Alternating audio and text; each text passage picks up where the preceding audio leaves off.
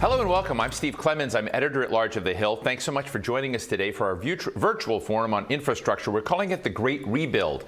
I'd like to thank our sponsor, Nokia, for supporting today's conversations.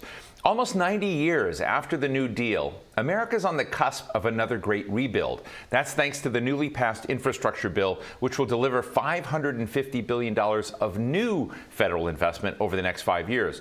Traditional infrastructure like roads, bridges, ports, and transit systems will get much needed support, but in a sign of our increasing reliance on technology, broadband connectivity is getting a boost as well. I mean, I would really say broadband connectivity is going to be built into all of this.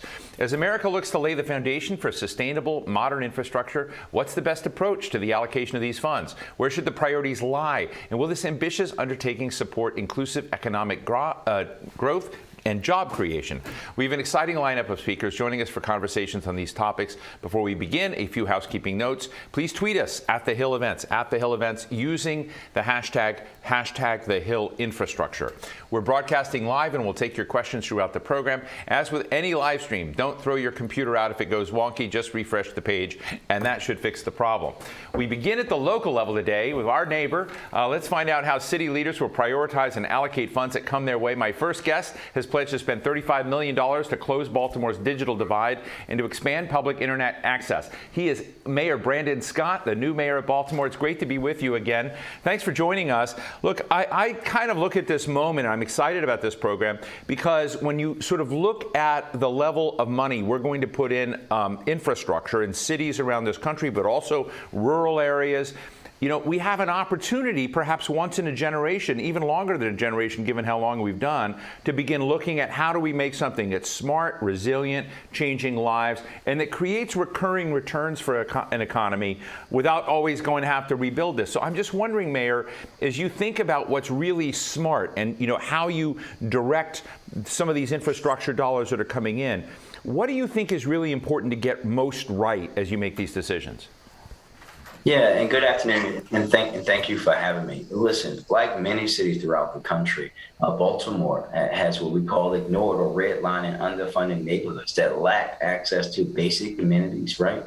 Groceries, hospitals, social and addiction treatment, jobs that pay living wages. But they also have the worst roads, the worst bridges, the worst schools, the worst infrastructure, the worst housing situation. And this, and you said it quite right, this bipartisan infrastructure bill is a once-in-a-lifetime opportunity for our country and mayors and cities around the country to improve access to economic opportunities and vital resources for our residents, right?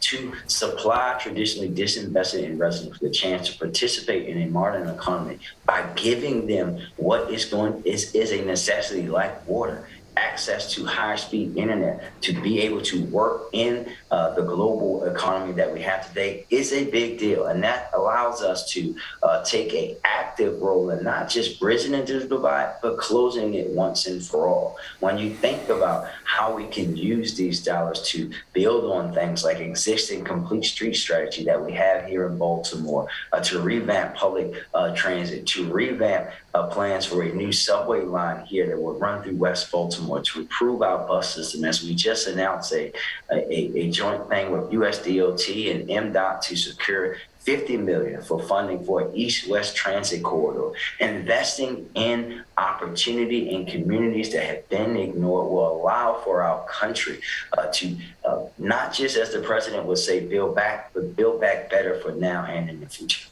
Mayor, I appreciate your enthusiasm. This sounds great, and I'm, you know, as I said, a neighbor. I'm in Baltimore all the time, and I can't wait to see what the makeover is going to look like, you know, in some of these areas. But I want to say, you know, I have had the privilege of interviewing many mayors in my career, and among those were the former mayor of Chicago,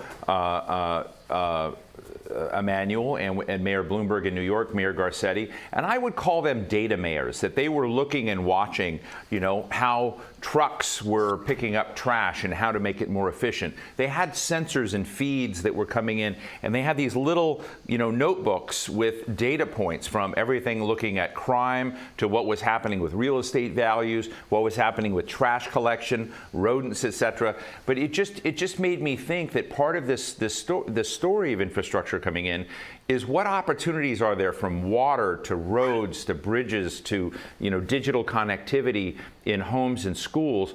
Can you begin to fashion an awareness from data and sensors embedded in this infrastructure? Is that on the map for you? Well, listen, I am a data mayor, right? As a city that the city that fathered CityStat, which is what most cities now use as the building workplace of how to operate through data. Yes is the answer, right? Because in order for us to build a 21st century infrastructure, especially when you think about transit, when you think about housing, when you think about schools, when you think about internet access, you have to be able to track those things so that we don't make the mistakes of allowing us to get so far behind. When you know when things are failing, to put those things in place, to be able to have systems to help manage this infrastructure in a better way so that you know when you should be going back and resurfacing what road at which time, doing what bridge at what time, dealing with what system at what time. All of that plays a part for me in how we're going to do this. Everything that I do as mayor of Baltimore is done through a lens of equity and is going to be driven by data. How do you approach this digital divide question? I know you've set aside money. A lot of people, are trained in a way by media thinking, oh, there's a rural-urban divide. Well, there's an urban-urban divide in digital connectivity for folks. And in many of our cities around the country, we have a significant number of our fellow citizens, and their children who cannot get online or who have a rough time getting online. What does full digital connectivity and ending the digital divide in Baltimore mean to you? It means very simply that everybody in every neighborhood in our city has access to broadband internet, right? And that means for us in Baltimore, a city that owns its own conduit system, that we're going to be putting the groundwork into building the opportunity for us to help to provide that. A part of this $35 million that we announced last week, which we're using our American Rescue dollars to start. This is a down payment on into the digital divide here in Baltimore. We'll go to bringing public Wi-Fi to 10 neighborhoods in West Baltimore, like Penn North, in areas that have been ignored for so long and that we know the divide is so deep. We're going to focus there first and then build out from there because, as I said in my opening remarks, internet is going to grow to be a utility and a necessity in this country, like water, like gas and electric. Well, I'm telling my audience here that, I know who's coming after this interview. It's Nuria Fernandez, who's administrator of the Federal Transit Administration. It's a great interview. We talk a little bit about Baltimore. We talk a little bit about Secretary Pete Buttigieg visiting with you recently. Yep. So what was that about? What did you accomplish? Or, was it just a picture op for him? Oh, no, never a picture out with my good friend, Secretary Pete Buttigieg. It was about the East-West Transit Bus Corridor, and it's a $50 million in funding that will help residents get to jobs and opportunities, help young people get to school from East and West Baltimore in a faster way. I know about that personally. I used to get up at 5:30 every morning and be on the bus at 6 to get to school at about 8 o'clock on the other side of town. This will transform opportunities for families so that people can spend more time with their families, so they can get to work at some of our growing businesses on time to help out businesses in our communities. This is not a photo op, and we look forward to doing more things. It's about real-time signage, 88 upgrades, bus stop enhancement, signals, dedicated bus lanes, getting these people to work and to and from faster, making us a more sustainable city, decreasing our reliance on cars as we work to make our city a 21st century. And we look forward to celebrating more things like getting rid of the highway to nowhere with Secretary Buttigieg and bringing back the red line, because this is a once-in-a-lifetime thing, and we know that we have a real partner in Secretary Buttigieg, in President Biden, and Vice President Harris. Mayor Scott, before I take a question from the audience for you, I want to just ask, finally, kind of complicated question, because, I happen to love Baltimore and going to Baltimore. Baltimore's got a rich history, but it's complicated. And there have been many of your predecessors have not succeeded in getting Baltimore to where it needed to be. And, I'm listening to you and I'm very impressed, but I'm just wondering to what degree you have to deal with the infrastructure of talent in that city so that they understand the digital world, that they become data staff, that they understand the importance of not just building a road, but building a road with sensors, not just building water system, but water systems that understand. How much of that literacy exists within the public policy establishment within your city? Yeah, what I would say to you is the talent has always been here. What we have lacked is the leadership to think in a new way.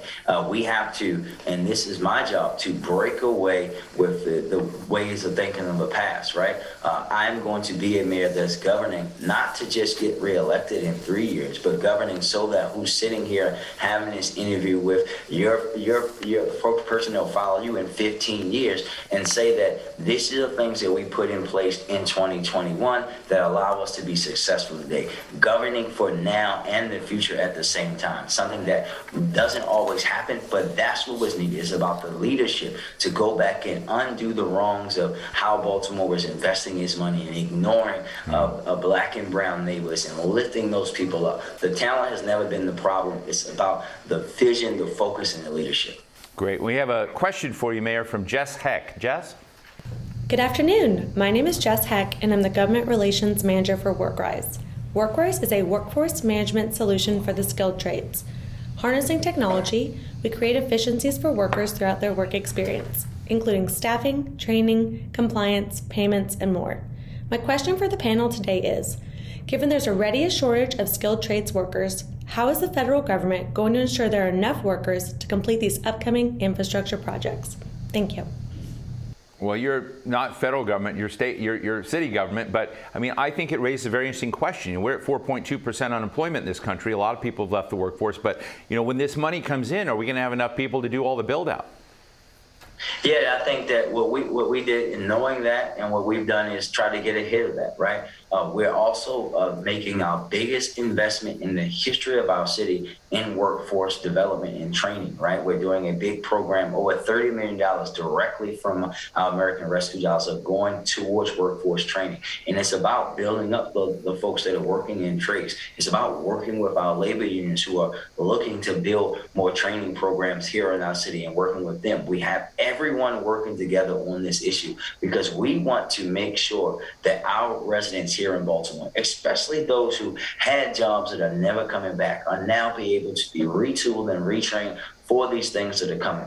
Focusing in on making sure that those who are even returning home from prison will now be able to have the opportunity to work on these infrastructure projects in their neighborhoods, because that's the Baltimore that my grandparents moved to from the rural South that allowed me to be in the position that I am in today. And we have the opportunity through this bill to provide that opportunity for families now.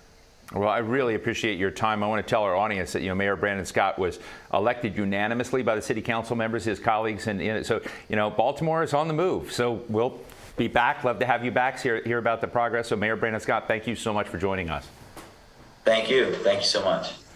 My next guest has led some of the largest transit systems in America. She was the chief executive of Santa Clara Valley Transportation Authority and chief operating officer of the New York Metropolitan Transportation Authority. Nuria Fernandez is now the administrator of the Federal Transit Administration. She's got a lot of money to spend. She's going to oversee the $91 billion payout for public transportation. I had an opportunity to speak with her a short while ago. It's a great conversation. Take a listen. Administrator Fernandez, thank you so much for joining us today. And as you just heard from the mayor of Baltimore, Mayor Scott, there's a real excitement out there about infrastructure and about the investments we make. And you, I think, if I'm reading this right, you're going to get to spend about $100 billion. And so everyone preceding you must be extraordinarily jealous of your position. But tell us what you think the priorities are as you look at this huge new commitment in infrastructure and public transport. How are you looking at it? Well, let me just start out by saying, Steve, I'm so happy to be here. And I also want to acknowledge Mayor Brandon Scott, because last week he and Secretary Buttigieg were in Baltimore together talking about public transportation. So now public transportation is becoming the household word, and which is great. And yes, it's a $100 billion opportunity over 5 years. The priorities for the administration are focused around safety and climate, modernization of our infrastructure, and equity. So let me just share that this is really a historic bipartisan infrastructure law for transit, for public transit. We have not seen these type of funding investment ever. It's over 70% of what we received in the 5 years of the FAST Act. And as we're looking at this $108 billion, $91 billion of which is guaranteed for transit, this is an opportunity for us to modernize and to rebuild the infrastructure. We have a backlog of about $105 billion, and that backlog is never going to go away to zero, because every year there's going to be new projects, and every year there's going to be existing projects that are 10 or 15 years older.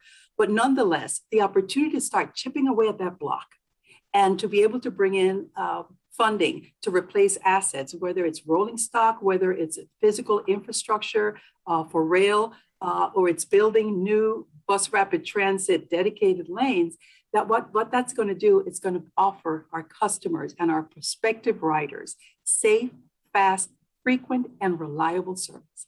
And that's where we're going to put our efforts into. Well, it sounds very exciting. Let me ask you a question that I'm trying to figure out how to get it. I interviewed one of Secretary Buttigieg's predecessors many times, Anthony Fox.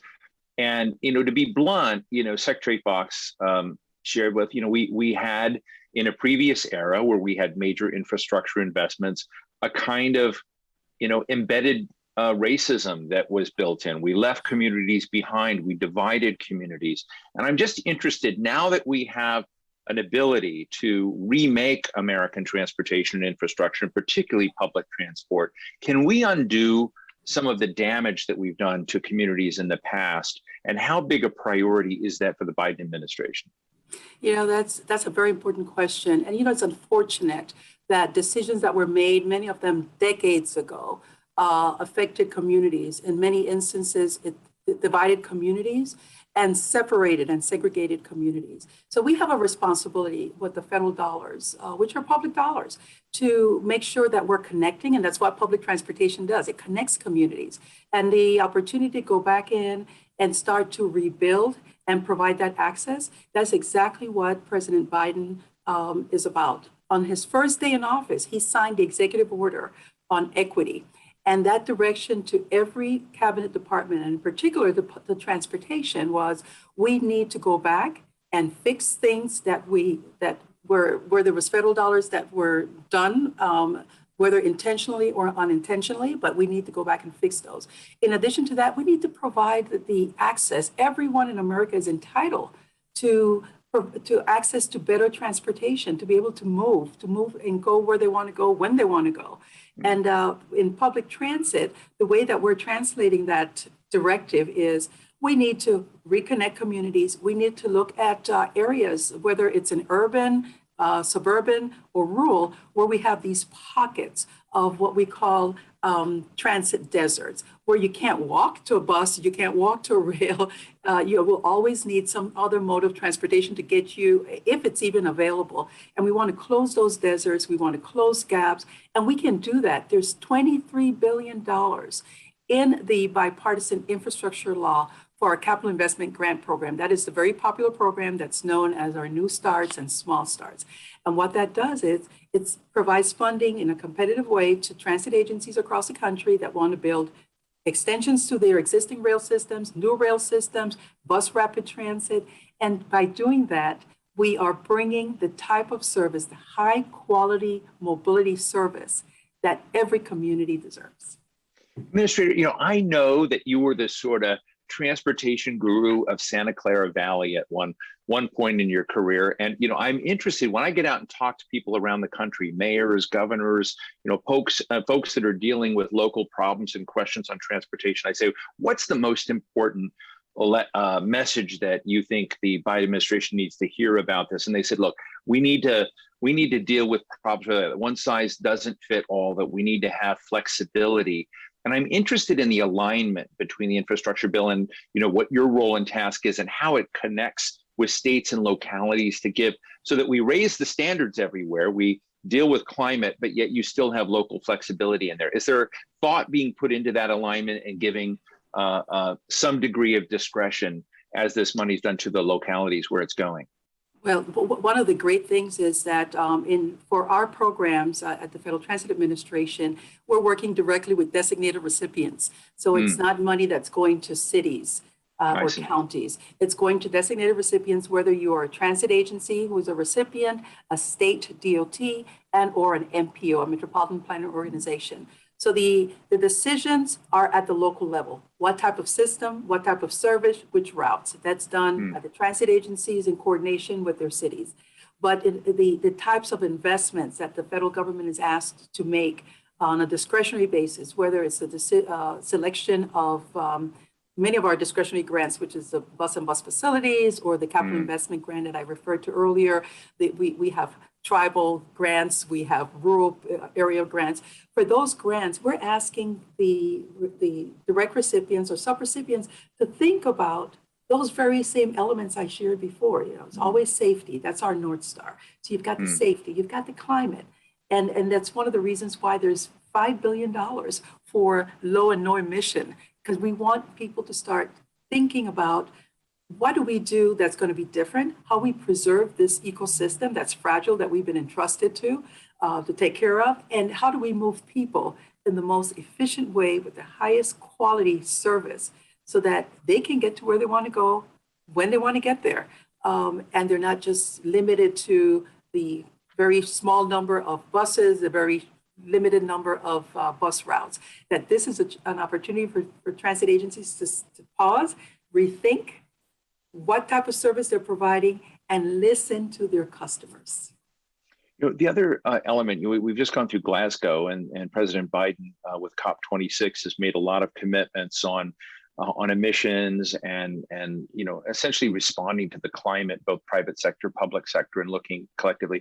And when I look at the scale of investment you're going to be able to make, I'm just wondering whether you may be the market creator in a way for EV infrastructure, for transforming, buses and different ways of doing things that may spill over into other opportunities. And I'm wondering how much of that, you just mentioned $5 billion in that area. I just want our audience to understand how important it is for that infrastructure to go in, and how the U.S. government, in a way, is laying that down. And then the corollary question is it enough to jumpstart us towards a very different, less fossil fuel future in transportation? Well, it's never going to be enough because the needs are so great, but it's going to be the beginning. And in some instances, it's going to meet people where they already are. I mean, there are many transit systems across the country that are already ordering electric buses or low emission buses. And that's because we've had, for the past 3 years, we've had a low and no emission program that is funded on an annual basis through appropriations that allows us discretionary, and we receive over 180 plus applications for funding, so that there is that interest in starting with that transition. But what this bipartisan infrastructure law is going to do is going to provide more funding in addition to those other traditional programs that would be available, so that transit agencies can plan, because they need to plan. You can't just go out and buy new low emission or no emission if you don't have that on your fleet. But if you need to plan for your facility, if you need to acquire more real estate to expand the facility, to be able to install charging stations, if you've decided you want to power your buses, your electric buses with solar panels, I mean, that takes time, it takes effort. But if we move in that direction, 20, 30 years from now, it's going to be a different mobility. It's going to be a different environment. It's going to be a cleaner air. It's very exciting. One of the things we're in the holiday season, and no matter what holidays, there's something that happens behind the White House, which is sometimes they put a large Christmas tree, they have Yule logs, they have Hanukkah, et cetera. But there's oftentimes a train, communities, little truck transports, and you kind of have a little transportation ecosystem. I always pay attention to sort of look what's hot, behind the White House. But I guess, one of the things that really came to mind, particularly with this president and Secretary Buttigieg in your comments, and I want to just highlight as, sort of my last question to you, which is, how we go into these communities where there are transportation deserts. How do we begin making that real so that, our map of transport options for people is now full and inclusive, and not one that is exclusive.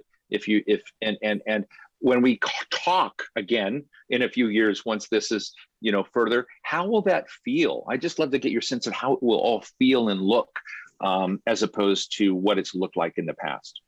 I think it should feel different because the conversation has transitioned from the typical where's my funding and I need to replace with more of the same. The conversation is now around what is a new innovation that can help me speed up service, that can provide more flexibility with the type of communities that I'm serving. If I'm serving seniors, disabled, I'm also serving low income, and I'm serving people who have options. They have chosen to ride public transit, but they have cars at their disposal. What type of vehicle am I looking for? What type of service am I looking for? Is it on demand? Is it prescribed through schedules?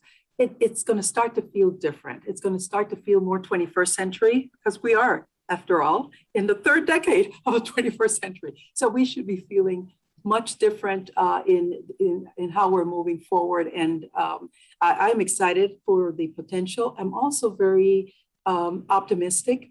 The fact that communities are starting to look for these choices, look for these changes themselves. They're not waiting for us to tell them. They're coming to us with ideas. They're coming to us with how much funding can you give me? Because this is what I want to do for my community. I want a smarter community. I want a community that's much more accessible, much more inclusive, and that takes care of all of its citizens. Well, I think it's so exciting. If I had $100 billion to spend, I wouldn't know where to go, but I know you do. And it's just really great to speak with Administrator of the Federal Transit Administration, Nuria Fernandez. Thank you so much for joining us today. And if you have any, if you need any help in your way of, spending all that money, give me a call. Oh, it's been a pleasure, Steve. So good to be with you today. Thank you. Thank you for this opportunity. And now for the sponsor perspective portion of the program, a quick note before we get underway. While I'm asking these questions, and they're really mine, this portion of the program shouldn't be considered editorial in nature. With that, I'm joined by Brian Hedricks. He's Vice President of Policy and Public Affairs at Nokia Americas. Brian, I find this kind of a unique moment where all this money, I've sort of been an advocate for infrastructure spending from many presidents and president terms. I sort of feel, okay, now we're here. How do we get it right? And I want to ask you to do our viewers a favor. I want you to imagine that this is before Wilbur and Orville Wright flew the plane. And, life changed after that. Like, we're at an inflection point. I want you to paint a picture for our audience and tell a picture graphically of what this world that we're going into next might look like. How can infrastructure be different, bolder, better in ways? Paint that picture for us. Well, sure. Thanks, first of all, Steve, for having us and for another highly successful event here from the Hill. I guess I would say, picking up on Administrator Fernandez's comments right at the tail end there, really important that we recognize this is a seminal moment in time where we're not going to get another great big chance like this to do a massive infrastructure push in the United States. And we would be really stepping on the rake if we just replaced like for like and didn't anticipate some of the connectivity needs for smart transportation, precision agriculture, intelligent manufacturing, those kinds of things that are going to increase productivity and ultimately lead to a much more sustainable society going forward. And at the core of all of that is the power of networks to transform how we do things. We've had several events with the Hill talking about this very topic, but at the core of all of that is networks and connectivity and reach and getting to everyone. But you can imagine a future which is highly networked, highly adaptable, programmable, with greater productivity and less environmental impact for that more sustainable, more equity-based society. I mean, I hear in what you said, I'm going to just highlight it from it because, as we come through and we think a lot about sustainability, we do a ton of sustainability programs. We talk about the climate, we talk about water. But when you have sensors embedded in everything, you're measuring everything, you've got data feeds. Guess what, folks? You get to conserve. You get to be smarter about resource allocation. And I'm just wondering whether we've done a good enough job of looking at that element of data as a part of our profile and how we respond to climate or violent weather or some of the things that we've been seeing that are hitting not only this country but globally, that part of the answer is not just new bridges and roads, part of the answer is sensors and data? Exactly. And the short answer is no, we haven't done a good enough job in the past, but we're getting better at it. And the power of big data science in the last 10 years has grown exponentially, like computing power, quite frankly. And the ability of data analytics to lead to far more predictiveness and maintenance. Not having something as basic as not having to roll a truck anymore, so that two guys with a wrench can bang on a pipe and find out where you have a problem in your sewer distribution or your water distribution system, but to have network capability to pinpoint where you have an actual need, to predict the maintenance needs for all of your critical infrastructure before you actually have problems. All of those things rely on significant amounts of data and processing power and capability. And those are becoming a massive underpinning in the conversations that we're having with policymakers. So that's very encouraging. The one thing to keep in mind for all the administrators who will be sending this funding out is, particularly in areas like transit or in ports and airports, we really should not be funding and building infrastructure that simply swaps out like for like. Not only should we be looking for the latest technologies, we need to ensure that if we're building a new road or bridge, an overpass, we're putting attachment points for future wireless infrastructure so that we can anticipate and seed for growth opportunities moving forward as we push the technology deeper and deeper into our physical infrastructure. So your message is do not replace like for like. That's a very important focus. Don't be incremental. I mean, that's what I mean. Incremental is even maybe a little bit of step, but I'm just wondering, you get very few opportunities in life to make strategic leaps, to rewire and correct mistakes, to be different. And I'm just interested in what would be, we all need to think about what would be the biggest mistakes we could make? What would be the biggest screw-ups that you, given your experience and knowledge of the United States government, what can we do to get in the way of the vision that we deserve as American taxpayers and citizens? Well, we've already talked about it, and that is, if, as a rule of thumb, if your grandparents would recognize the deployment plans that our administrators come up with for the funding, then we will have made a massive mistake. We have an opportunity to really it's not smart just in terms of intelligence, it's smart in terms of the capability sets for the infrastructure that we're going to deploy. And some of it is common sense, Steve. If you're going to drop new miles of highway, pull through a conduit so that future, when you want to put fiber in place, you don't have to tear up the roadway to do it again. Some of those kinds of incredibly intelligent processes, building in sensors into technology for monitoring, the use of AI and machine learning, both from a security perspective to protect our critical infrastructure, to detect and adapt to attacks, but also just for physical maintenance purposes. And imagine today, in most municipalities, you've got water storage facilities. I like this example because it's pretty basic for everybody to understand. You drive past these huge water towers that are full of water, and they're engineered for like the peak capacity usage of a town. But you can't leave the water sitting in them indeterminately because it spoils. So after some period of time, you've got to flush all that water out and refill it. And you waste an enormous amount of those resources. But with the power of networks and intelligence, you will have the predictiveness to be able to determine how to engineer for peak usage and not waste water, and have ways to draw additional water sources into the system if you need to in an automated way. So if we don't do that, if we just simply replace the infrastructure with the kinds of things that we've had in the past, that is a massively wasted opportunity to gain productivity, efficiency. And again, we all have this vision of sustainability. It's not just building greener products that consume less power. It's about the ways in which the technology itself can transform entire sectors of the economy. And if we are not prudent, if we rush to just push the money out the door in order to spend it because we have it and we aren't thoughtful enough, then we will look back at this as a missed opportunity. And I will say this, You've been talking about infrastructure policy for multiple presidents, and frankly, so have a lot of other people, myself included. It doesn't happen very often. It's been Infrastructure Week in Washington for at least 6 years.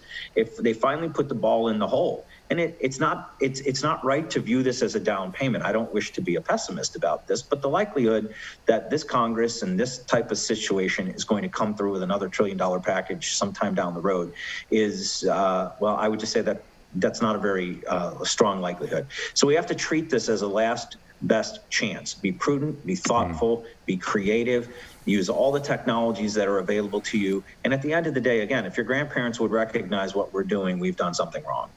I want to read for our audience. I laughed out loud reading one of your tweets. I want to tell everybody, Brian Hendricks can be followed on Twitter at BMHend, H-E-N-D 54. That's his great thing. But I laughed out loud at this, where you said, Infrastructure Week, legislating audit in Congress is now like Hotel California, where you can check out, but nothing can ever leave. If Congress can't do this with the criticality of the needs, we should fold the circus tent and let trained seals legislate. Pretty tough words on disappointment in the past. And I hear your enthusiasm for it, but one of the areas we haven't discussed much in this program or other programs, but I found in your Twitter feed is about aviation. And I started with the Wilburn Overwrite reference on purpose. It was inspired by your tweets of sort of say, hey, we all think about airplanes and air traffic control and data as probably being smart. But I get the sense that you're saying this is one of the key areas where we are behind, where we have not taken advantage of the new infrastructure investment that may be coming on,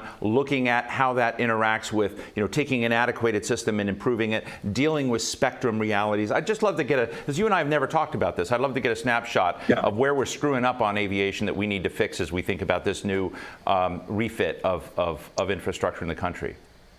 Yeah, I would. It's not just aviation. I would add ports and rail into that as well. But and let's just focus on ports and airports for a moment.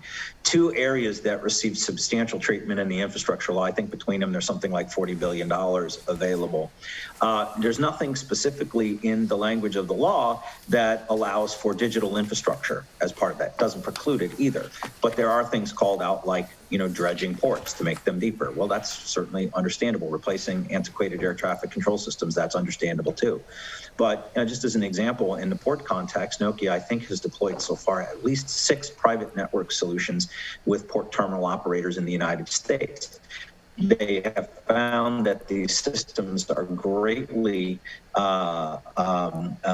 superior to Wi-Fi because of the throughput and the lack of latency, which allows you to do things like real-time security cameras on top of the network, sorts of things that, for very small investment dollars, you can make a substantial impact right now in cargo clearing and backlogs that are existing at the ports. Same with airports, where Wi-Fi systems are perfectly reasonable, but they're limited. They're shared. They have limited throughput. There's an opportunity here by setting aside, and we're not talking about the bulk of the $40 billion between the two. You're talking about a few $100 million.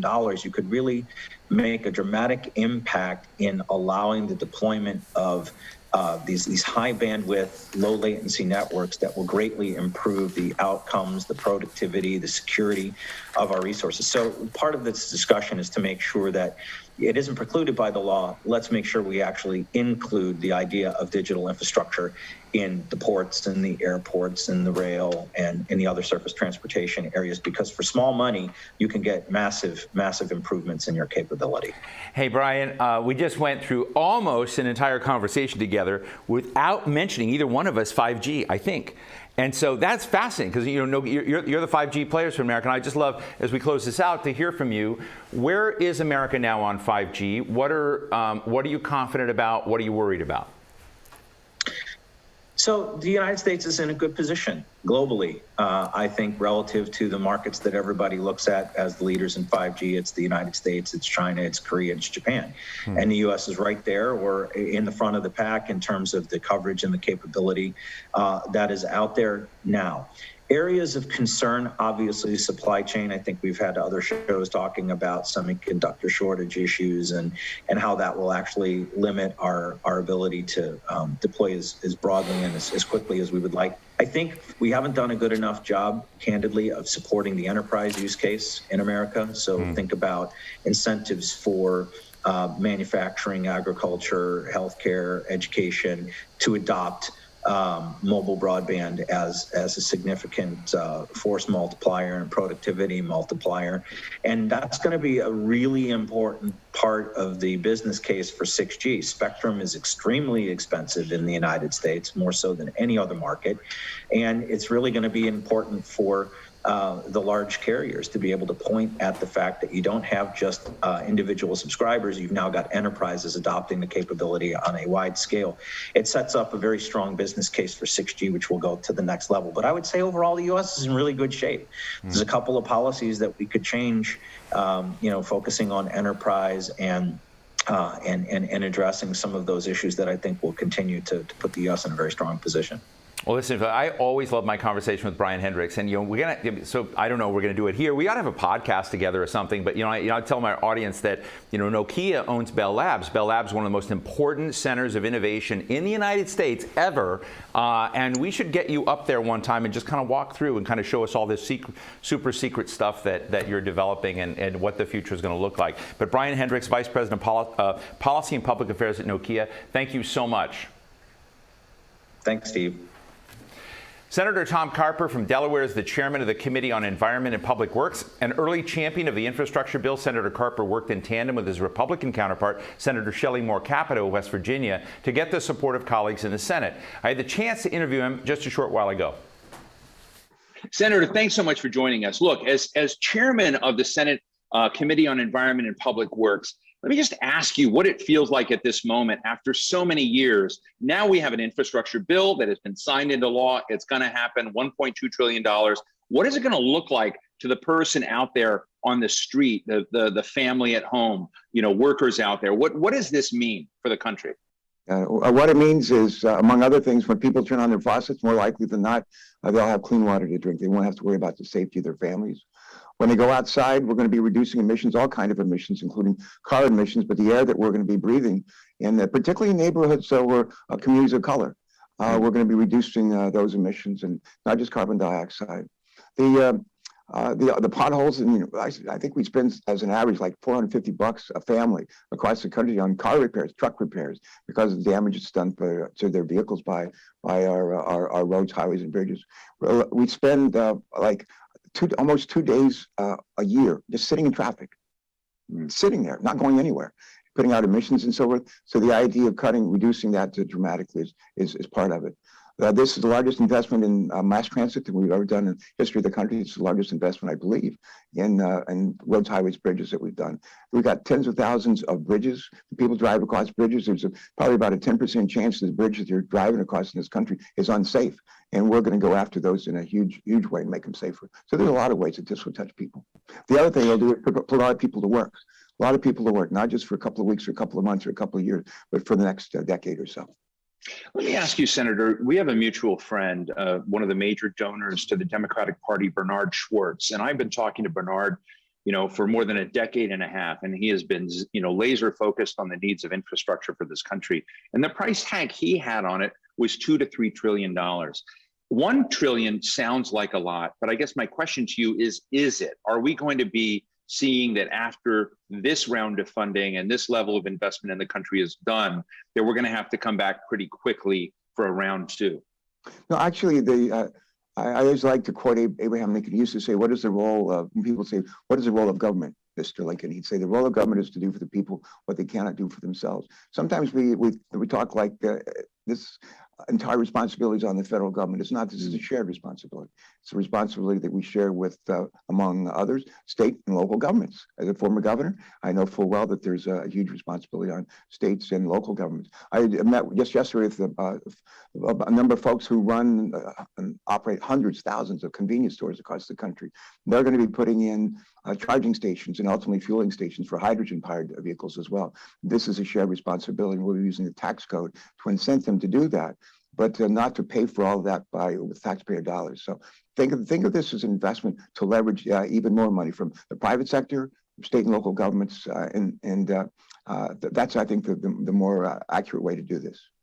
You know, another dimension of this infrastructure bill, which is interesting, you know, for someone who's been following this, it's not just highways and bridges and roads, but also broadband and connectivity in a way. And, you know, I've been to Delaware. I spent a lot of time in Delaware. And to be honest, you know, connectivity, like everywhere else in this country, is uneven in the state of Delaware. Is this bill going to help even that out? You talked about communities of color and other communities that have been left on the, you know, sidelines of a lot of the progress we've had. I guess the question is, when we kind of think about how important it is to be digitally connected, is this infrastructure bill going to solve that problem? Great question. We were reminded during this pandemic of the fact that, just as you say, there's a lot of rural areas, not just Delaware, but 49 other states where people don't have very good connectivity. There's frankly, a lot of urban areas where people don't have good connectivity. And that's the bad news. The good news is we can do something about it. The other thing I would add is that this is not all on the federal government. This is a responsibility that we share in Delaware and 49 other states, where the federal government will provide a fair amount of money to incent and to leverage a whole lot of other money from state and local governments, from utilities, and from communities. So when you put it all together, it is huge, and I'm excited about getting started. It's one thing to pass the legislation, and it was not easy. It's been hard. It's been years in coming. We've gone through, in the last administration, every year there was like infrastructure week. Well, we talked about it, but we never actually passed any meaningful legislation. Now we've passed it, and the key is, how do we implement it? How do we make sure that the federal government does its share and incentivizes and leverages a lot of private sector and private money? Okay, I know this is a big question, but you and I were just talking about my former boss, Senator Jeff Bingaman, and I worked for him in the 1990s. And Jeff, you know, was very worried that things like the Highway Trust Fund, this is in the 1990s, were eventually going to have be diminished revenue sources for infrastructure, because we were going to bring electric vehicles on. We were not going to be able to depend on the gas taxes if we succeeded in moving away from fossil fuels. And Jeff used to talk about this, Senator Bingaman used to talk about this. And I guess now we're there. So I guess my question is, where are we with the issue of trust funds and the way we've been funding them, like highways? Does that need a makeover, or does this bill help get us there? Because I know this is in your terrain. I just haven't followed where we are by way of beginning to think differently about how we fund these long-term commitments of infrastructure in the future. Yeah, for a long time, I've said, as governor and as chairman of the National Governors Association, and in my role in the Senate, that things are worth having or worth paying for. That those who use, among other things, our roads, highways, bridges, have an obligation to help pay for them. And in our legislation that's been signed into law, there is what we're going to be doing a pilot, not just in 1 or 2 or 3 or 4 or 5 states, but literally in all 50 states, a pilot to look at vehicle miles traveled. So regardless of whether folks are driving a hydrogen-powered vehicle, electric-powered vehicle, or gas or diesel-powered vehicle, they will pay a fair amount of money into the transportation trust funds for going forward. That's probably something that won't occur in this administration, but I think it's very likely that it will come in future administrations, and it should. It's fair, it's equitable, and frankly, it's an efficient way to pay for our roads, highways, and bridges. Senator, you know, this is kind of unfair. You know, you have like the American Society of Civil Engineers comes out and gives states grades on their infrastructure. And I feel like, you know, it's kind of unfair. But, you know, a state like Delaware and many other states didn't get very good grades from the society. And I'm just interested, after we see the partnerships unfold, after we see, you know, the state and local and the government come in, we see the jobs that are created and coming around. What do you think is an appropriate expectation of moving up that graded scale? Say if a state is at a D level, will we get up to a B or an A level you expect in, say, the next 10 years? Because this doesn't happen overnight, folks. This is going to take a while to make the big, serious investments that are being laid out. Yeah, if the states take the responsibility to be incentivized themselves and to join the federal government with roads, highways, bridges, and transit and that sort of thing, we'll see big movements. We'll be in 10 years from now.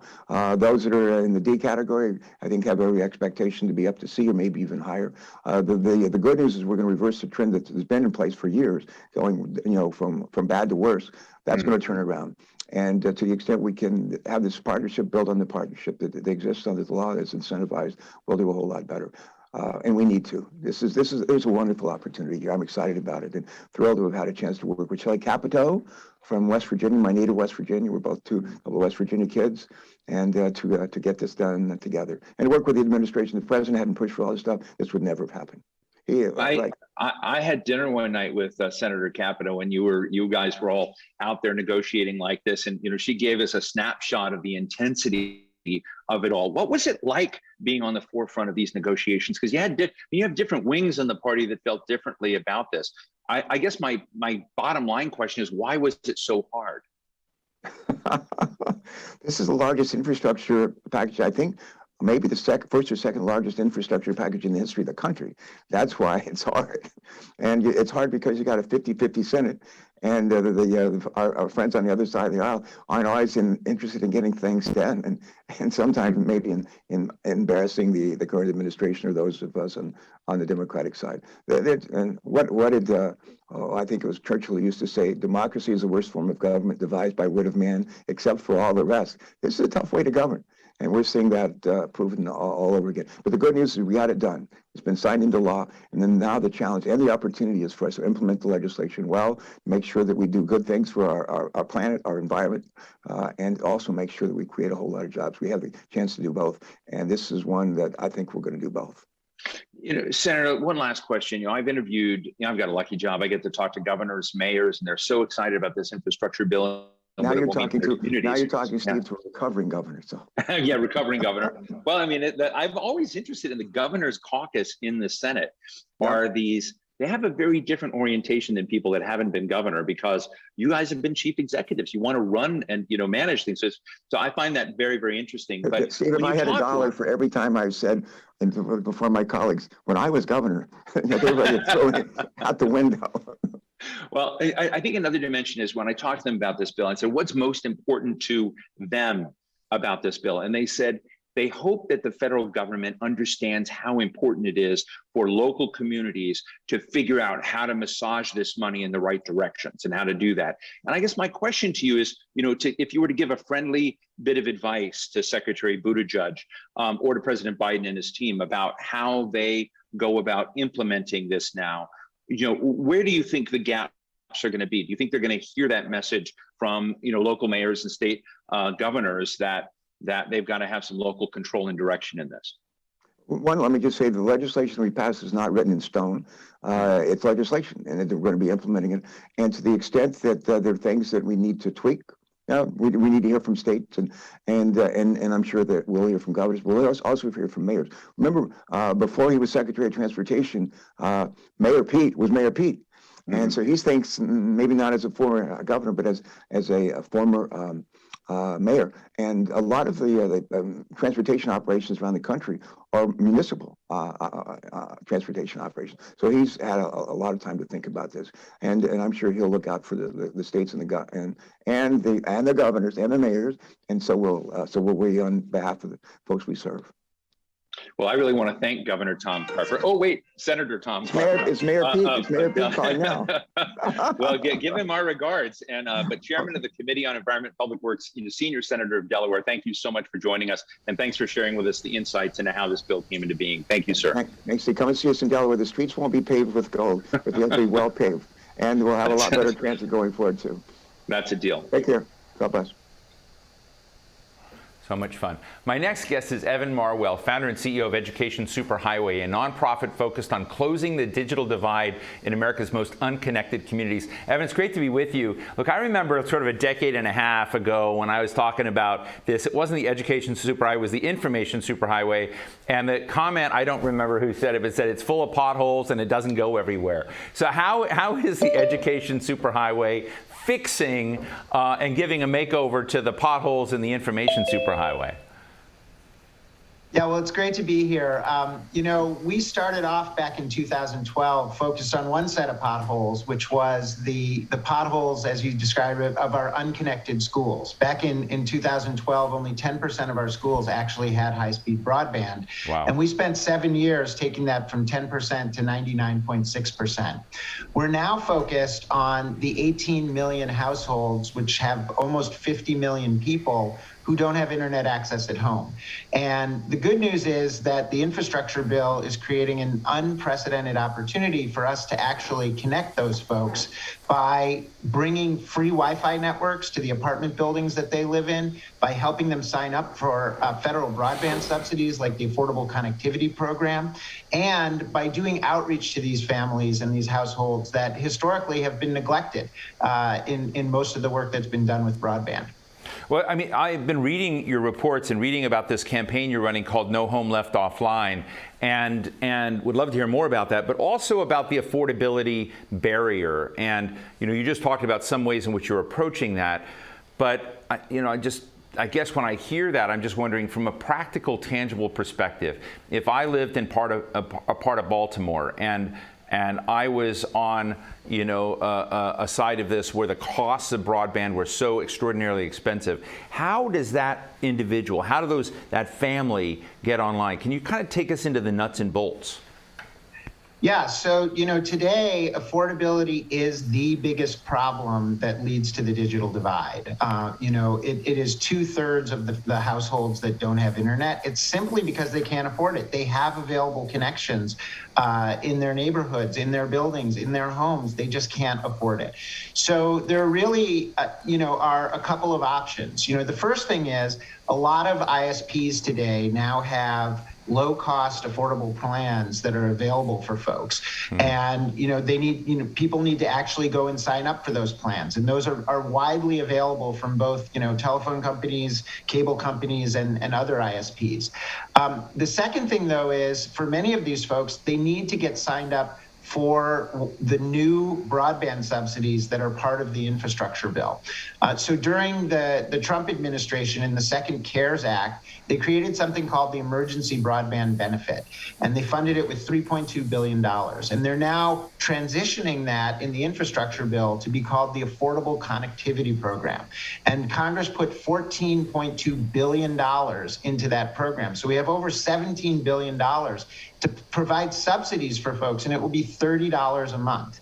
And so if you're a household that qualifies for the subsidy, you need to go and sign up for it, and then you need to call an internet service provider in your neighborhood and sign up for a plan that $30 a month can cover. I have a friend of mine, Larry Irving, who used to be head of the National Telecommunications Infrastructure Administration, is actually the guy who apparently allegedly created the term digital divide. Been talking to him about it for decades, literally.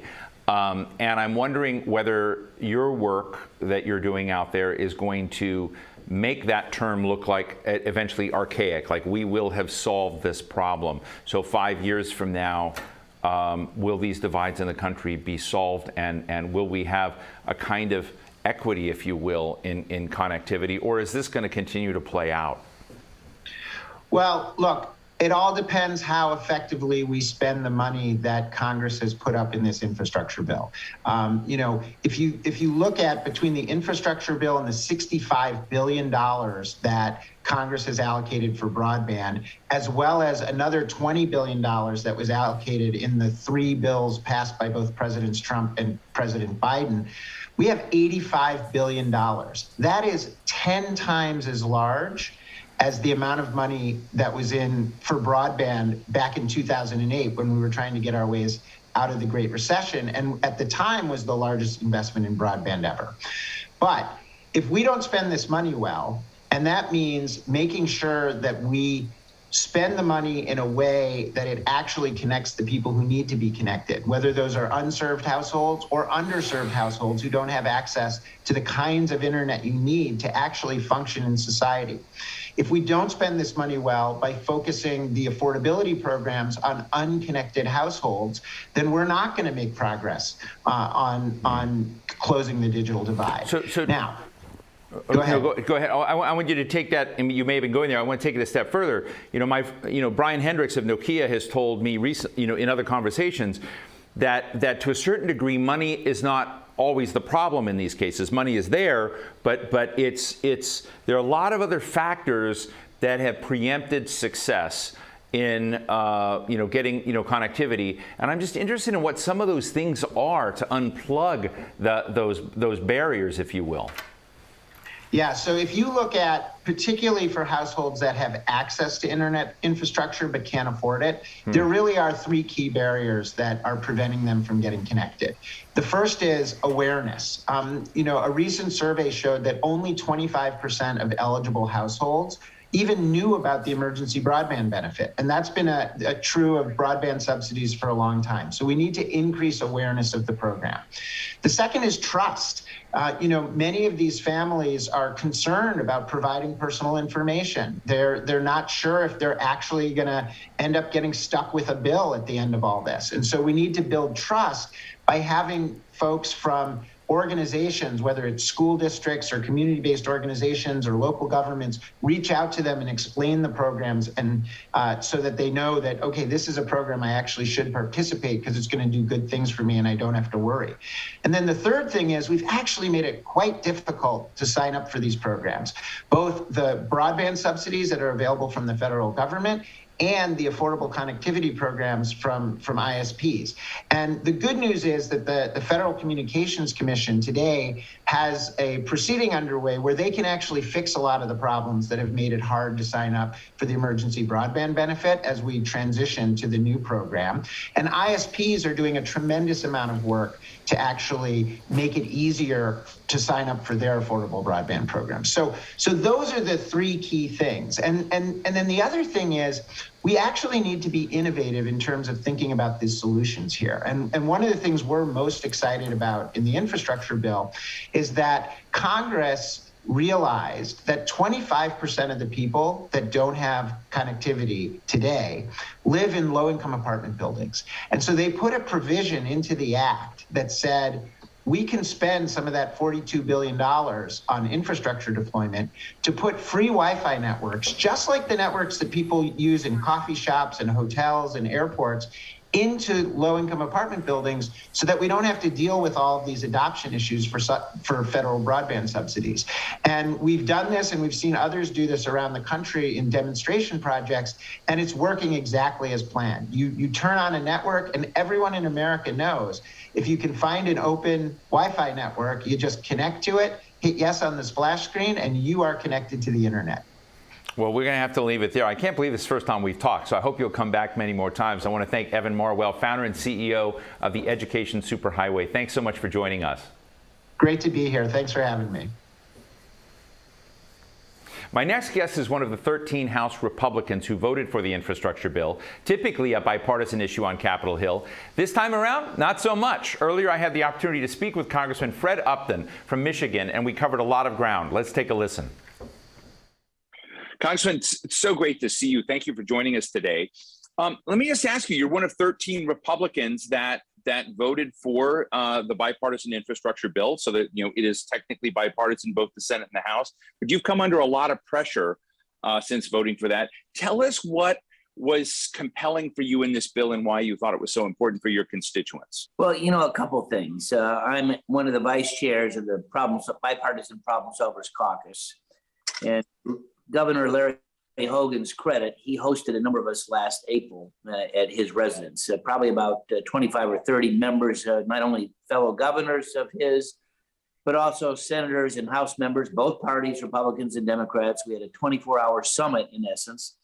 And we went through the whole list of infrastructure needs. We need an infrastructure bill. We all were on that same page at conclusion. But we weren't for the social spending things, and a couple proposals that were out there. Remember, the original Build Back Better plan was $3.5 trillion, undid the tax code. It did a lot of bad things in my perspective. But we sat down and said, what's traditional infrastructure? It's roads, bridges, broadband. We had seen what happened in Texas with the big freeze that they had, and billions of dollars of damage because their electric grid and their gas pipelines froze, terrible damage in Dallas, where it actually got colder there than it did the entire winter in my district in Michigan. There. But anyway, to make a long story short, we decided on the infrastructure needs, figured out what it was going to cost. And we said, unlike the COVID packages that were supported by both Trump and Biden, we're going to pay for this. We're not going to just for the deficit. And so we did. We came up with the pay-fors, and that was the exact blueprint that then went through the Senate. Rob Portman was one of the negotiators, Manchin, others. I mean, there's a good laundry list of Republicans and Democrats that worked hard on this thing.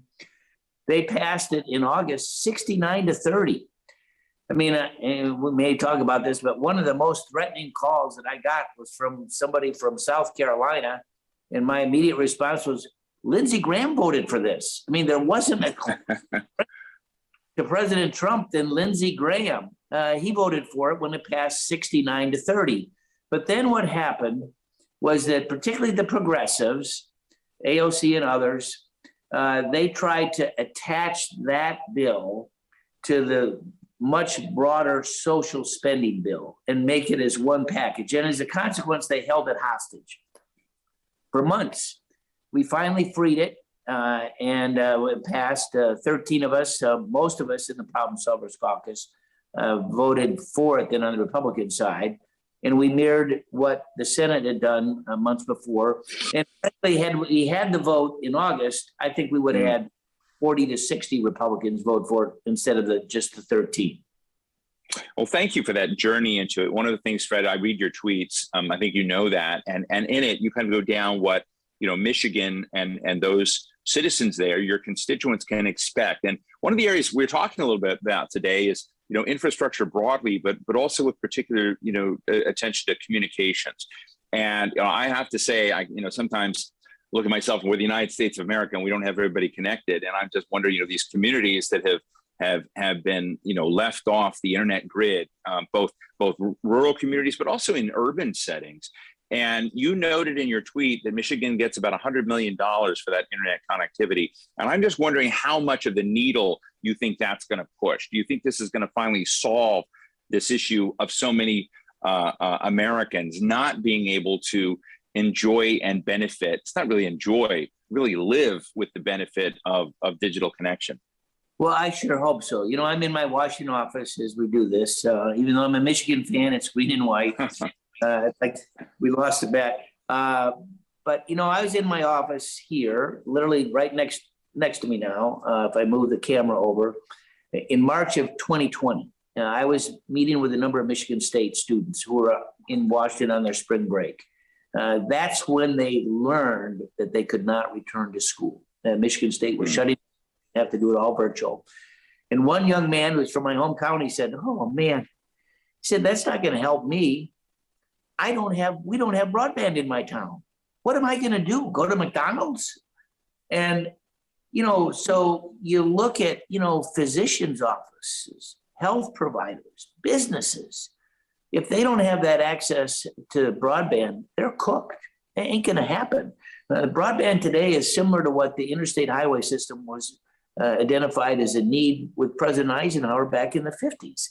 So this was an element that all of us agreed, all of us problem solvers, when we wrote this bill, broadband ought to be an initiative that's included in this bill, and that's why it's there. Let me ask you another question, Congressman. You and Diana DeGette, I'm sorry, Fred, well, we know each other. So Fred, you have been a real investor in science, in health, the Cures Act. And one of the real tension points I feel out there, and I see it a lot in Michigan, is this tension where a lot of people enjoy the benefits of science and innovation, but yet there's doubt both in science and also doubt in investing in it. And, I'm just wondering how you communicate to your constituents about, how important something like the Cures Act is, how important it is to be connected digitally, which is also a function, of science and advancement and innovation. I don't know if I'm making sense there, but it seems like we live in a world today where we've got so many technological revolutions underway, but if Galileo were alive, he'd still be found guilty. So I'm trying to kind of square that. Well, I'm neither one of us is a flat Earth guy, and climate change is real. Let me make that point, but let me now address your thing. So when I was chairman of Energy and Commerce Committee, I helped push through bipartisan legislation that passed 53-0 in committee called 21st Century Cures, a bill to expedite, speed up the approval of drugs and devices, and it was coupled with $45 billion more in health research. Newt Gingrich identified me back in the 90s as the Republican lead with John McCain to double the money for the NIH. We're the only country that can do it, and we did it. So this bill that we passed, President Obama was literally the last bill that he signed into law back in 2016, saved us by being able to expedite the approval of these vaccines for COVID. It just happens that Pfizer's their largest facility is in my district in Kalamazoo, Portage. But that's where they produce and distribute the COVID vaccine now. That process that we allowed them to do is keep all the safety standards in place, but they actually get the vaccine approved, probably sped up the process by 8 or 10 months from what it otherwise would have been. And it saved, obviously, hundreds of thousands of Americans because we could get that. They were able to produce it, manufacture it, store it. And when they got that EUA, the emergency use authorization, they could ship it out literally the next day. And that's what they did in December of 2020. So now we're working on the next bill. Diana DeGette, my colleague, Democratic, was the Upton DeGette bill. Now it's going to be the DeGette Upton, but we're working on a Cures 2.0 bill. And we're going to be looking at telemedicine, a whole number of different things, and including, and this was a shortcoming that we saw, to make sure that minorities, people of color, are better represented in the trials for new drugs as the approval process goes through. That was a real issue, particularly with people of color saying, I'm not so sure. It was sort of like in the old days when they studied more men than women for breast cancer. That was an issue back in the 70s and 80s. That obviously needed to change. Something even a non-scientist like you and I would say, how the world did that? Well, I want to ask you another question, Fred. We've seen this jobs data coming out. It's a little bit confusing, the data that's just come out. On one hand, we see plummeting unemployment. If you look at household reporting, plummeting unemployment. You also see a kind of wobbliness in the number of jobs being created, at least, in the recent numbers. But when you look at the amount of money that we're about to pour on to fixing roads and highways, bridges, water lines, dealing, as you've written in your tweets, about with flooding and natural disaster mitigation, internet, this also equates to lots and lots of jobs. And so one of the things I'm wondering is when we're in, a very, very hot economy, it seems, at least with employment at some level, are we going to create our own continuing dimensions of inflation in chasing scarce labor to do everything you've just funded? Well, that very well could be an issue. And, the BIF, the bipartisan infrastructure bill that the president signed a couple weeks ago now, experts say it's going to create 2 million jobs. That's great. I just got to tell you, in my district, Southwest Michigan, there's probably not an employer that isn't looking for somebody. I mean, I can rattle off. I mean, we got American Axle down to, they're looking for 200 people. We got every school district. They have it on their marquee. School bus drivers needed. I actually have a superintendent of schools driving a school bus because she couldn't find enough drivers. Michigan, it started to snow. When I came back to DC this week, we had a couple inches of snow on the ground. We're hundreds of snowplow drivers short for MDOT, Michigan Department of Transportation. You can't go into a restaurant without seeing help wanted signs. In a little town that I represent, Coloma, about 5 miles where I live, there's yard signs out asking for truck washers, semi-truck washers, $18 an hour. It was right across from the McDonald's, who doesn't pay that much. I mean, we have a real need, folks, which is part of the supply chain issue, but it's across the board from truck drivers to, I talked to one of my sheriffs. We had this terrible shooting, of course, as we all know, earlier this week. And my sheriff in one of my counties says he's looking for 40 people. Well, I just want to say and express my condolences to you and Michigan and really the country for what unfolded yet again in a school, another case of, a gun shooting, gun violence in schools. I know you've been out there, and, Fred, you're part of the reasonable middle, on so much of this. And just real quickly, I mean, I know there's not a silver, I'm not even going to use the metaphor. There's not a quick, simple answer to this. But I have to tell you, as somebody that's been watching this as you have all around this, that tragedy after tragedy in schools, what should we do? What is missing that we need to put in place to mitigate and preempt the kind of horrible violence we saw in Michigan this past week? Well, it's we're not the only ones that have had this trauma, and for virtually all my days until COVID, I visited a school every week, all different levels, and going back to schools that I went all middle school, elementary school, high school, and things have changed a lot. And we also know that I'm a parent. We also know that no can learn in an unsafe environment. I served on the education committee in the 90s when we had the Columbine survivors come. It wasn't a dry eye in the place. We've had school violence in my district. Thank God we stopped something from happening in one of my little towns called Paw Paw. In a massive, it would have been like Park. Right. The law enforcement folks were right on top of it. And we're lucky we have Mike Bouchard, the sheriff in Oakland County. I watched him again this morning on CNN. He's done a couple of the press interviews, and thank goodness. We all know him because he was a statewide candidate for office. So all of us in the Michigan delegation know who he is. Very grateful for him.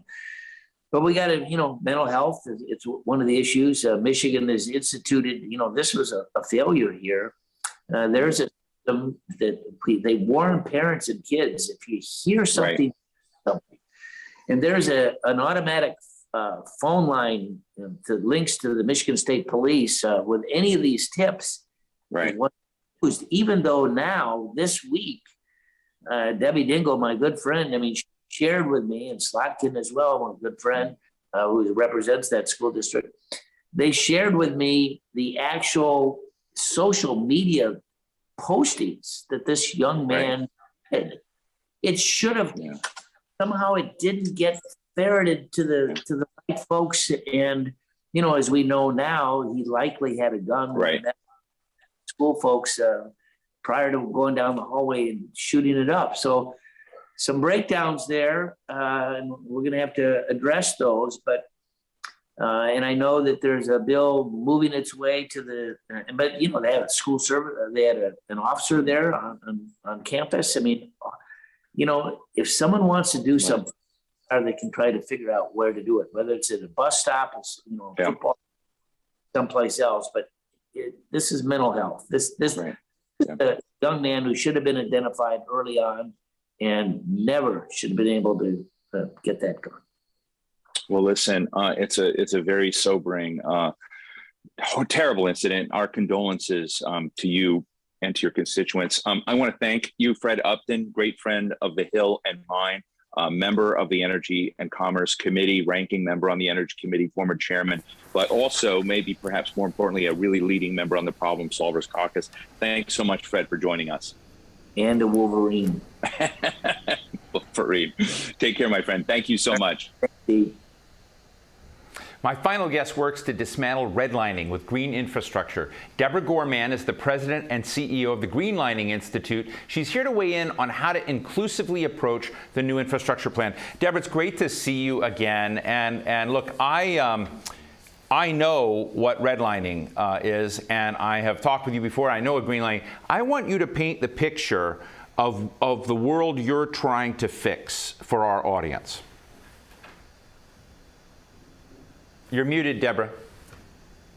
Thank you again, Steve, for inviting me and the Greenlining Institute. Well, so, redlining is sort of this historical pattern and systems and behaviors of excluding people of color from opportunity, both economic and health. And so we really have centered since, almost 30 years, how to create an equitable environment and community for communities of color. So, we center race because if you disaggregate the information, you will find that race is so pivotal to how this country has advanced its economic and climate opportunities for this country. And so, and just so to clarify, so racial equity as we define it is transforming the behaviors, the institutions, and the systems to ensure that communities of color can reach their full potential. So that's the lens we bring, and we believe that it's essential to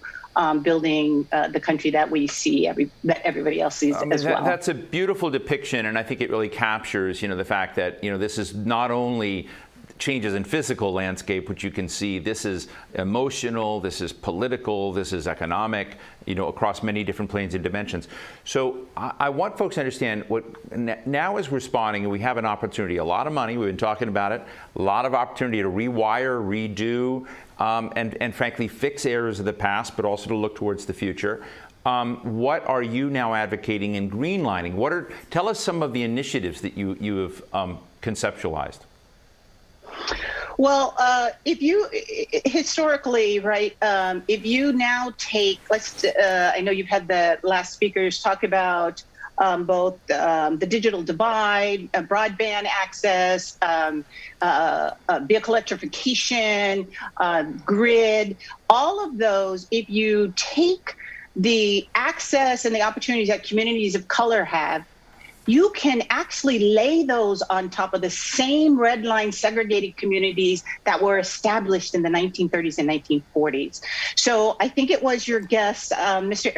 Erickson said, if we are doing things that replicate what our grandparents had, then we're doing it wrong. And in fact, the broadband and the infrastructure that we seek now with the bipartisan infrastructure bill cannot repeat those same bad practices, right? That we would be replicating what our grandparents did, and we would continue to preclude communities of color to participate. So when we are looking at these $65 billion for infrastructure, for broadband, we are looking to make sure that it has an equitable lens, right? That the framework is centering those who are most impacted and those who need access. So for broadband in particular, you could see that Latino households have 1/3 the access that white households had. So the solutions and the way to invest should be inclusive of closing that gap. Right. So the way that you approach things is that everyone has access, not to repeat what we've already done. So then you will continue to have this problem of lack of access. And I love the story that the Representative Upton shared that when the pandemic hit and they had to go home for broadband. Well, that is tenfold in our communities of color, right? That they don't have access, that the middle mile and that the last mile to our rural communities tend to really exclude people of color. So when we look at the frameworks, we are working with the DOE, Department of Energy, and the Department of Transportation to make sure that they are centering equity so that we don't make those mistakes. Does that make sense? That the investment in fact, the way that the grants are issued or the investments are allocated, because it's decentralized to the states, to make sure that we do not perpetuate the same problems that got us here. Deborah, let me ask you, I'm not sure I'm going to get this right, but one of the things I've been thinking about through this whole program today, and it kind of goes back to when Brian Hendricks and I were discussing, what would the world look like in the future, which you just referenced. And in part, it's to basically fill the missing planks for parts of communities in America that were purposely left off the grid and did not benefit. So that's one element. But another part is that if we were to kind of freeze everything and sort of take, okay, the 90% of other society that did benefit was connected, still there is going to be massive investment in smart roads, smart water systems, smarter transportation systems, local public transport, as we were discussing, with the administrator from the transit, and that in part may touch the communities who are left behind. I'm just interested there's going to be a major retrofit of everything, and so if we were to say, okay, here's door A in which things gone really well in this massive retrofit. Here's door B, where things didn't go well. What are going to be the defining characteristics between those two as we're looking not just at connecting communities that we lost track of, but also everyone? What do we need to get right with that other 90%? Yeah, I think there are the four pillars at this moment that if we do it right now, it's sort of a down payment, because even though as massive as this infrastructure bill is, there's definitely not enough. I mean, we want to for sure reduce emissions and across everything, right? We're just talking about reducing emissions. We want to emphasize clean energy, livable wages in those solutions. That will create a bit of equity. We're looking for domestic competitiveness for sure. And I think that speaks to all of our communities and allowing communities to participate in that. And I think lastly, the most important is that there's energy justice for all of our communities. If you're doing those four things and you're focused on energy justice, you're going to create a better 100%. And I would argue we're not even at 90%, so forgive me, Steve. I would argue that we're much lower than that. But if you at least have those four pillars, you're going to create a different, I think, a more equitable and just economy and ability for all communities to participate. Thank you. Deborah, I want to ask you something personal, and we hadn't talked about planning this, but if my notes are right, and I didn't know this before when we talked before, that you were, you graduated with an engineering degree and an MBA from Stanford, where you were the only African-American woman in class of 300 graduate students. Do we have a redlining problem in education? Do we have a redlining problem that needs to be recovered in these other institutions?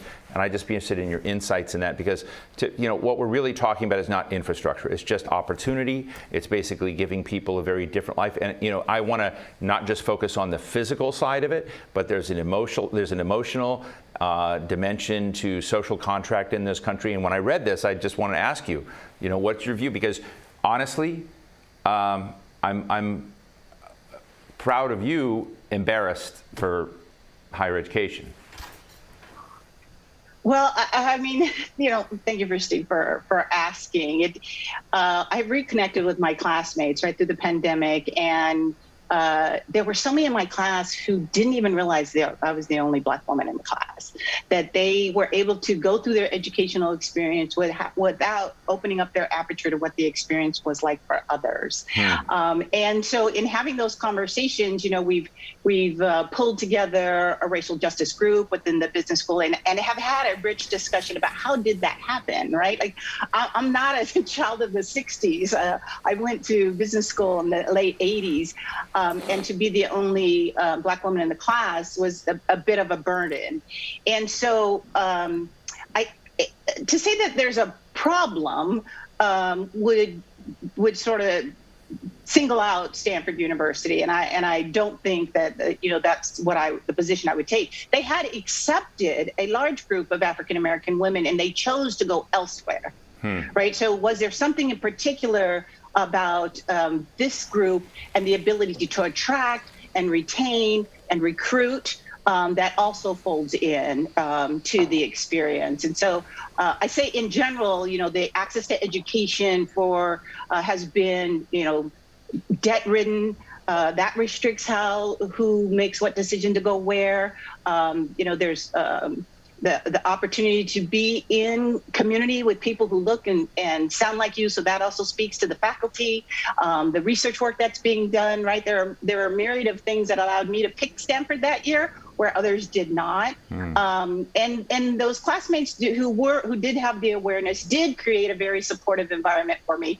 It also, in my background, I was a Division I athlete, and so being athletic, I was able to bond with many of the men in my class. So we'd go play ball together, right?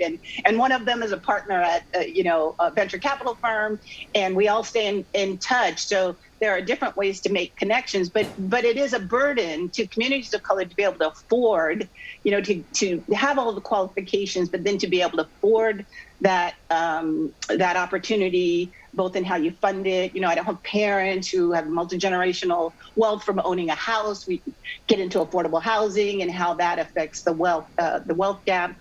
But, I have that lived experience of being one of the only, and then to want to represent the community and to do that in a way that's, that the community can respect and be proud of. So, and to bring it full circle, I feel like that's the work that I'm doing at Greenlighting, right? That we unapologetically center racial equity as a way to transform this country in a time when we are having an awakening. And I know you've used the term that we are maybe renovating, but I think we are actually in a reconstruction period, that we are reconstructing both the social fabric, the infrastructure fabric, the political climate of this country, much as they did right after the Civil War. So anyways, thank you for that question and giving me an opportunity. I love talking to you. I hope we can. I love talking. I hope we can have you back many times. Because one of the other dimensions which we have to go into another day is as we reconnect or reconstruct and rebuild and look at social contract. A guy named Arno Penzias made a very provocative statement years ago and said, the internet is going to make smart people smarter and dumb people dumber. It's not necessarily going to solve problems. But I'm wondering if that's true in this case, whether we're at an inflection point that actually beginning to create an inclusive, fully inclusive connection can help solve the deficits of trust in some of these communities. I don't know the answer to that. I'd love to get your answer, but maybe another, unless you want to give us a 30-second hit on that. Well, no, we really do believe in both. And let me just say, at Greenlighting, we do our work through coalition and communities, right? That we do it locally. It's the idea of targeted universalism. Like, we have a universal goal and we're ambitious, but we do it targeted by what each community needs. And so I would argue that if we can have an eye on that and a lens on that, then we can create a more just economy and a more just country. So I would hope, that equity now is more embraced. And in the nomenclature, I would say, the way I think about racial equity, when like somebody says, I'm maximizing shareholder wealth, like you that term, and it's a business term and people achieve it. And using racial equity should have that same sort of response. That is something we just do. It's achievable. It's, it's sort of fused into the way of American life. So anyways, absolutely. You should put on another sort of convening. We will. I promise we will. Well, Absolutely. Deborah Gorman, President and CEO of Greenlighting Institute, I love speaking to you. Thank you so much for joining us today. Thank you. Well, that brings us to the end of our program. A really big thank you to Nokia for its support of these great conversations, and to all of you attendees for joining us this discussion. For any of you who missed this today, we're going to have the video up from the event up on our website shortly. I'm Steve Clemens. Thank you, and be well.